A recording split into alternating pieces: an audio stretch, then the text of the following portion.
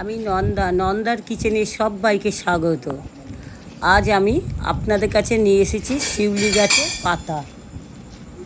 এই পাতা মুখে রুচি ফেরাবার জন্যে আমি নিয়ে এসেছি। খুব পরিষ্কার করে ধুয়ে আমি কুচিয়ে নিচ্ছি। এই পাতার বড়া খেলে আপনাদের মুখে রুচি ফিরবে। পাতাটাকে আমি খুব ভালো করে কুচিয়ে নিলাম।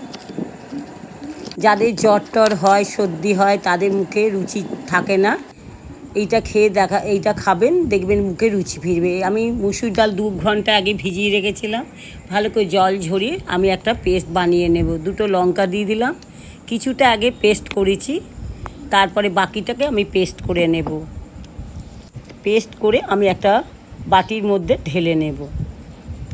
ঢেলে ওর মধ্যে 2-3 চামচ বেসন দিয়ে দিলাম। খুব কম উপকরণ দিয়ে করে নেবেন, খুব বেশি কিছু দেওয়ার দরকার নেই। 3 চামচ বেসন আর স্বাদ মতো নুন দিয়ে খুব ভালো করে ফেটিয়ে নিতে হবে। না ফেটালে কিন্তু ভালো লাগবে না খেতে। খুব ফেটিয়ে নিয়ে আমি ওই পাতাগুলোকে দিয়ে দিলাম, শিউলি পাতাগুলোকে দিয়ে খুব ভালো করে আরও মিশিয়ে নিলাম।